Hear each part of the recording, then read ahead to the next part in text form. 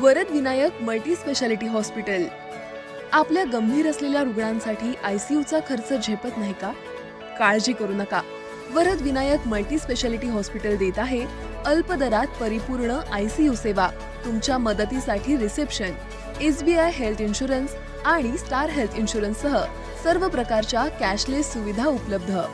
24 तास आपत्कालीन सुविधा, high speed, high resolution ultrasonic sonography, ECG ventilator, cardiac monitor, medical, ambulance, digital X ray, pathology विभाग, तसंच मुलांच्या आरोग्यासाठी सुसज्ज असे स्वतंत्र बालरोग विभाग, NIC स्वतंत्र अशी सुविधा, गोरगरिबांसाठी हॉस्पिटल अंतर्गत महात्मा ज्योतिबा फुले जन आरोग्य योजना व प्रधानमंत्री जन आरोग्य योजना।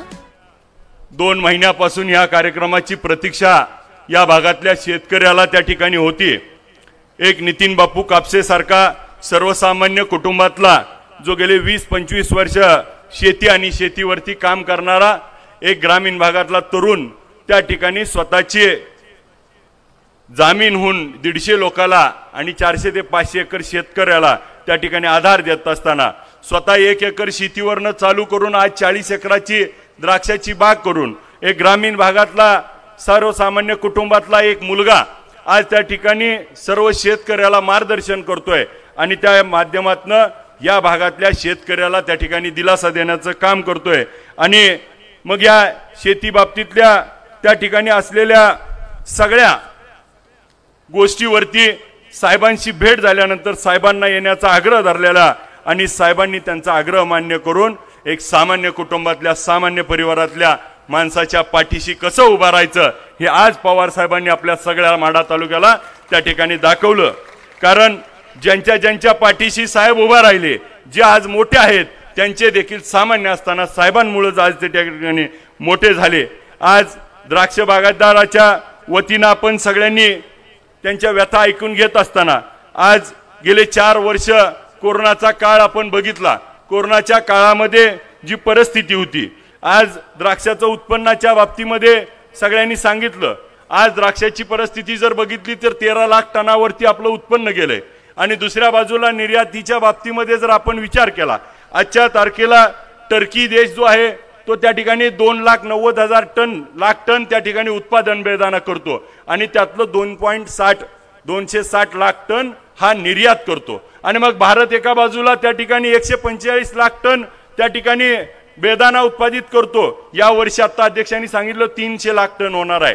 आणि मग आपण त्या ठिकाणी एक्सपोर्ट किती करतोय तर फक्त 25,000 त्या ठिकाणी टन, म्हणजे 3% हे एक्सपोर्ट त्या ठिकाणी द्राक्ष होत आहेत, बेदाना होतोय। आणि मग बेदाना त्या ठिकाणी का एक्सपोर्ट होत नाही तर सरकारचं धोरण।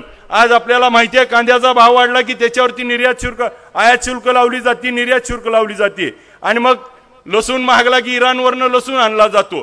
तिसऱ्या बाजूला आपल्याला टोमॅटोचा भाव वाढला की नेपाळवरनं टमाटा आणला जातो। आणि मग शेतकऱ्याचा कसा मुंडी मुरगळायची हे सरकार त्या ठिकाणी धोरण टाकतंय आणि शेतकऱ्याला फायदा झाला नाही पाहिजे या बाबतीतलं धोरण नेहमी सरकार घेतंय। आज द्राक्षाच्या बाबतीत देखील त्याच गोष्टी होत आहेत।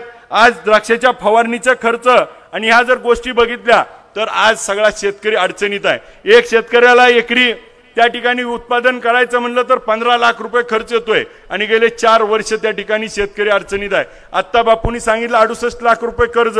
येणाऱ्या काळामध्ये साहेब द्राक्षाचा शेतकरी सगळ्यात मोठ्या अडचणीत आलाय, कारण त्यानं कर्जावर कर्ज केलंय, पुनर्गठन करून आज त्याचं कर्ज थकीत गेलंय। का तर फक्त आणि फक्त द्राक्षाला मार्केट नाही। कोरोनाच्या काळापासून त्या ठिकाणी शेतकरी अडचणीत आहे। आणि मग असा कुठेतरी माल चांगला यायला लागला की त्या ठिकाणी एका बाजूला सरकार मारतंय, दुसऱ्या बाजूला दुष्काळामध्ये होरपळत असताना अवकाळी पडतंय आणि मग क्रॅकिंग होतंय आणि माल त्या ठिकाणी वाया जातोय आणि मग तो बाजारापर्यंत पोहोचत नाही। आणि मग माल माझ्यापर्यंत पोहोचलं नसल्यामुळं शेतकऱ्याचं कर्ज अजून वाढतंय। आजची साहेब अवस्था अशी आहे, विदर्भामध्ये मराठवाड्यामध्ये आत्महत्या होत होत्या, परंतु काही काळामध्ये ह्या द्राक्ष बागायतदारावर जर लक्ष दिलं नाही तर त्या ठिकाणी शेतकऱ्याला द्राक्षाच्या एकतर त्या ठिकाणी दावं घ्यावं लागतंय, नाहीतर रान इकावं लागतंय, नाहीतर शेतकरी वाचत नाही, अशी अवस्था आहे साहेब। त्याच्यासाठी माझी आपल्याला विनंती आहे की केंद्र सरकारला आपण त्या ठिकाणी एक विशेष पॅकेज त्या ठिकाणी फक्त द्राक्ष बागायतदार शेतकरी जे अडचणीत आहेत त्यांच्यासाठी त्यांची संपूर्ण कर्जमाफी करून परत एकदा त्यांना उभा केलं पाहिजे, तर हा शेतकरी पुन्हा एकदा उभा राहील। कारण गेले 4 वर्ष त्या ठिकाणी शेतकरी खूप मोठ्या संकटात अडचणीत आलाय आणि त्या अडचणीतनं बाहेर काढण्यासाठी केंद्राची मदत होणं आवश्यक आहे. आज द्राक्ष बागायतदाराच्या अनेक समस्या आहेत. ह्या अनेक समस्याबरोबर साहेब एक समस्या अशी आहे की आज द्राक्षाचं त्या ठिकाणी उत्पन्न होतं आणि दुसऱ्या बाजूला त्या ठिकाणी द्राक्ष विकायला मार्केटमध्ये जात असताना आपला माल त्या ठिकाणी आला की अवकाळीचं कुठंतर संकेत येतात आणि मग व्यापारी त्या ठिकाणी लगेच कवडी मोलानं त्याचे रेट निम्म्यानं खाली पाडतो आणि मग माल बघून त्या ठिकाणी शेतकऱ्याला अडचण असते आणि मग भाव त्या ठिकाणी निम्म्यावर आणतात. आणि त्याच्यानंतरची गोष्ट अशी होती काही शेतकऱ्याच्या जर साहेब आमच्या पंढरपूर तालुक्यातल्या त्या ठिकाणी माल नेलाय आणि त्याला पैसेच दिले नाहीत. आज त्या ठिकाणी आम्ही पोलीस स्टेशन मार्फत त्या ठिकाणी केसेस केल्यात. व्यापारी पळून गेलाय. आज व्यापारी त्याचा फोन उचलत नाही. आज त्या ठिकाणी मुंबई पुणे सांगली कुठलाही व्यापारी येतो त्या ठिकाणी माल ठरवतो, माल घेऊन जातो, महिन्यात पैसे देतो म्हणतो आणि परत फोनच उचलत नाही. आणि मग पोलीस स्टेशनला गेलं तर पोलीस स्टेशन म्हणतंय तुमचा अग्रीमेंट आहे का, तुमचे कागद आहेत का, आणि मग त्याच्यावर गुन्हा कारवाई करायची म्हणलं की त्या ठिकाणी पोलीस डिपार्टमेंट देखील त्या ठिकाणी मदत करत नाही. आणि मग शेतकरी एका बाजूला उत्पन्न घेतोय, कुठेतरी उत्पन्न येतंय आणि त्या ठिकाणी विकलं जातंय, तर त्या ठिकाणी व्यापारी देखील त्या ठिकाणी काही प्रमाणात फसवला जातोय. आणि मग खऱ्या अर्थानं माझा शेतकरी चोहोबाजून अडचणीत आलाय. ह्या चोहोबाजून अडचणीत येणाऱ्या शेतकऱ्याला साहेब सोलापूर जिल्ह्यामध्ये ड्रायफ्रूटची योजना आपण त्या ठिकाणी करणं आवश्यक आहे. मग या सोलापूर जिल्ह्यामध्ये 24,000 त्या ठिकाणी कंटेनर देशामध्ये केळीचे होतात, त्यातले 12,000 कंटेनर एकट्या सोलापूर जिल्ह्यातनं जातात. त्या ठिकाणी द्राक्ष असेल, डाळिंब असेल, साखर असेल, त्या ठिकाणी टोमॅटो असेल, वेगवेगळे मार्क असतील, हे सर्व गोष्टी त्या ठिकाणी एक्सपोर्ट करायची सुविधा सोलापूर जिल्ह्यात होणं अत्यंत आवश्यक आहे.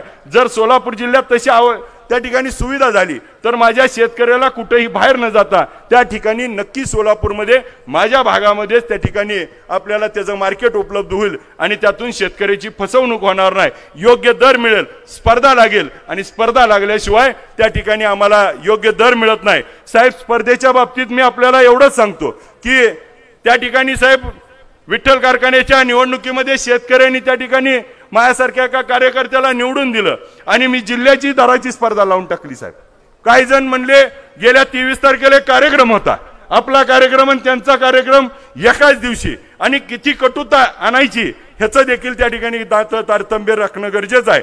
मला आठवतंय साहेब मी मागच्या कार्यक्रमाला आपल्याला होतो त्यावेळेस जे निष्ठावंत म्हणत होते मला एवढं दिलं तेवढं दिलं, अश्रू ढाळले, आणि ते देखील आज आपल्या सोबत नाहीत. परंतु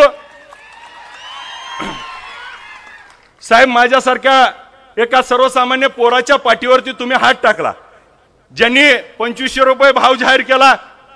मी साहेब गप बसलो.